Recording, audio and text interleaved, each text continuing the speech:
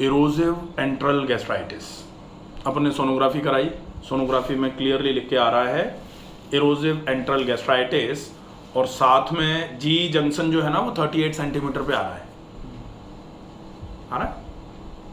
अब जी जंक्शन जो है, जी जंक्शन का मतलब क्या होता है, मतलब गैस्ट्रोएसोफेजियल जंक्शन। तो यहाँ से जो सामने के दांत हैं, यहाँ से लेके इस वाली जगह तक की जो लंबाई है वो 40 सेंटीमीटर होनी चाहिए। अगर 40 से कम होना चालू हो जाती है, इसका मतलब है कि पेट पे नीचे से ऊपर की तरफ प्रेशर पड़ रहा है और जी जंक्शन ऊपर की तरफ शिफ्ट हो रहा है, तो ये भी आगे चल के प्रॉब्लम बनेगी। हम ऐसा क्या करें कि ये इरोजिव एंट्रल गैस्ट्राइटिस ठीक हो जाए। हमने क्या नहीं किया, सब तो कर लिया, परेशान हो लिए, डॉक्टरों के पास घूम लिए, दवाइयाँ खा ली, चूरन चटनियाँ खा ली, लेकिन ये समस्या जितना दवाई लो उतनी ठीक, दवाई बंद करो ये फिर से वैसी हो जा रही है। अब तो हम करेंगे क्या कि ये ठीक हो जाए? ऐसा क्या विशेष, हम क्या विशेष बताएंगे? विशेष कुछ भी नहीं है। विशेष है कि जिस वजह से ये बीमारी होती है उस वजह को एक तो ख़त्म किया जाएगा, दूसरा अपने जीवन शैली में कुछ विशेष परिवर्तन करने पड़ेंगे, और उन परिवर्तनों में भोजन, क्योंकि इरोजिव एंट्रल गैस्ट्राइटिस मतलब गैस्ट्राइटिस तो है एंट्रल रीजन पे, लेकिन इरोजिवनेस भी है। इरोजिव का मतलब इरोजन्स है, मतलब छिल गया है यहाँ से एंट्रल रीजन पे। अब छिला हुआ भर क्यों नहीं पा रहा, सही क्यों नहीं हो पा रहा?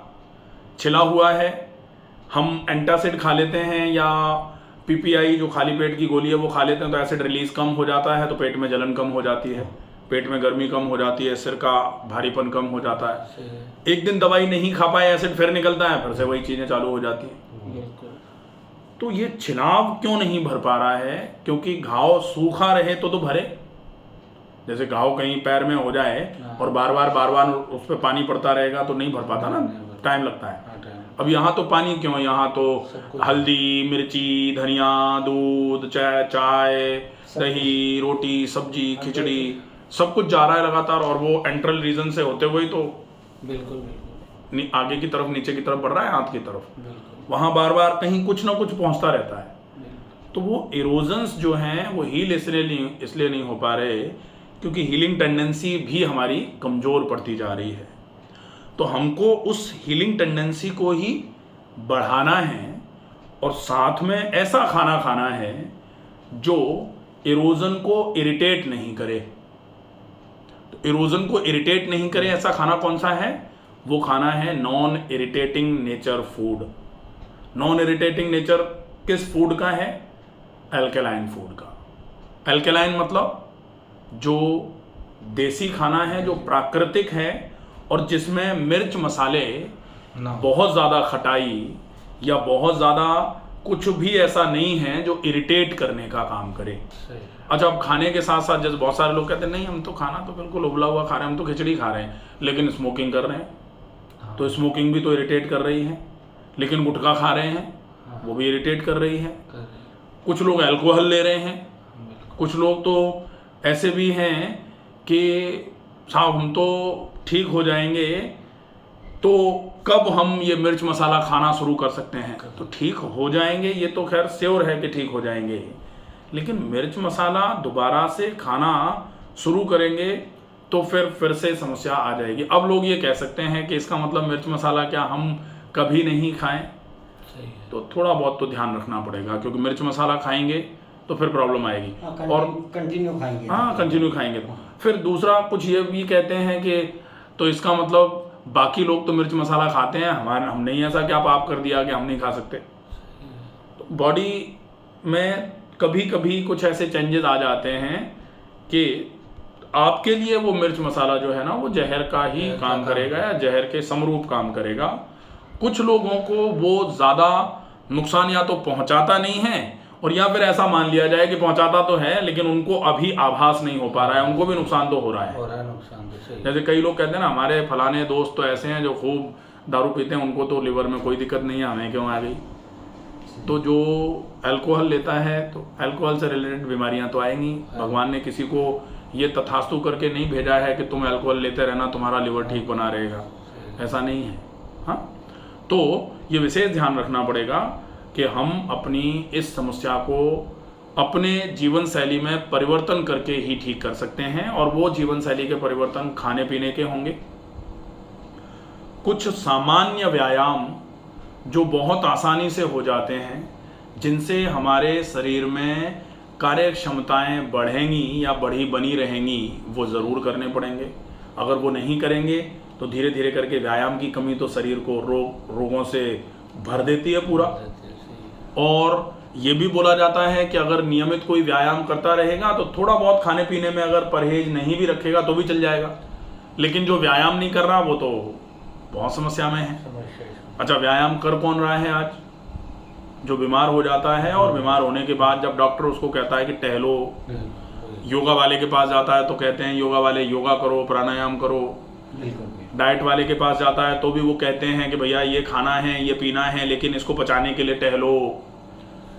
तो एडवाइजरी जब रिलीज होती है, एडवाइस जब किया जाता है, तब हम व्यायाम करते हैं। अदरवाइज व्यायाम तो किसी को करना पसंद ही नहीं है। कौन सवेरे जाके कौन व्यायाम करे? टाइम ही नहीं है, टाइम ही नहीं है, समय नहीं निकल पा रहा, काम ही इतने सारे हैं। महिलाएं कहती हैं कि सवेरे से लेकर शाम तक घर में काम, जो कामकाजी महिलाएं हैं वो कहती हैं कि हम तो घर का काम भी करें, बाहर का काम भी करें। पुरुष भी कहता है हम घर का काम करें, बाहर नौकरी करें, फिर व्यायाम करें, कहाँ से समय लाएं।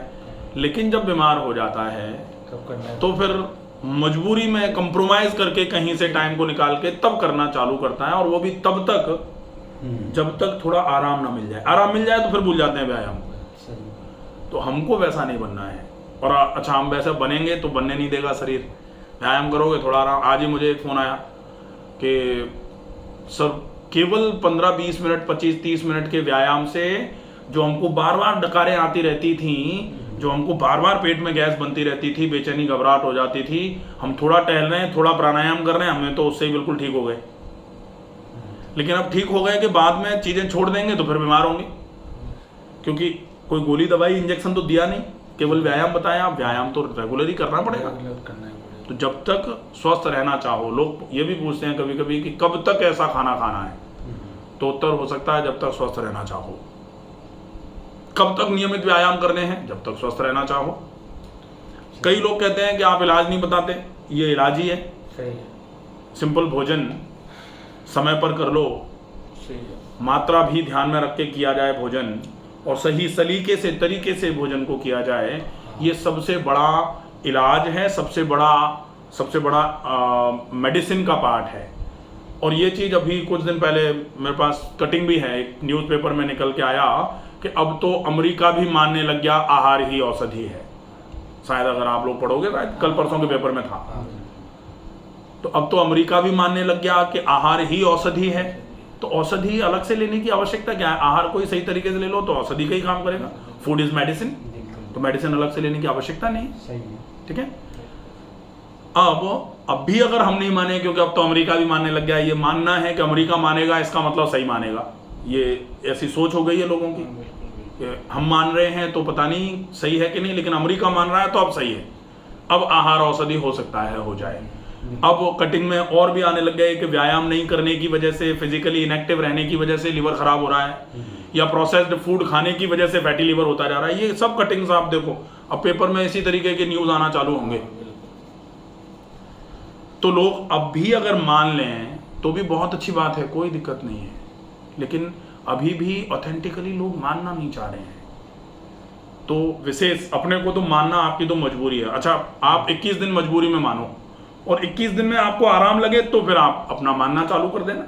21 दिन मेरी सलाह से मान लो, ठीक है। तो अब हम ये समझ में आया कि हमको करना एग्जैक्टली क्या करना है। खाने पीने में और व्यायाम में थोड़ा ध्यान रखना है, थोड़ा जीवन शैली में परिवर्तन करना है, और थोड़ा परहेज करना है। ये 4 चीजें, अगर चारों पिलर्स हम पूरे कर लेंगे, हमारी ये समस्या डेफिनेटली गारंटी से ठीक होगी। ऐसा हो ही नहीं सकता कि ये प्रॉब्लम ठीक नहीं होगी, ठीक है। तो अब इन चारों को कैसे करना है ये हम पूरा एक एक करके समझेंगे, ठीक है।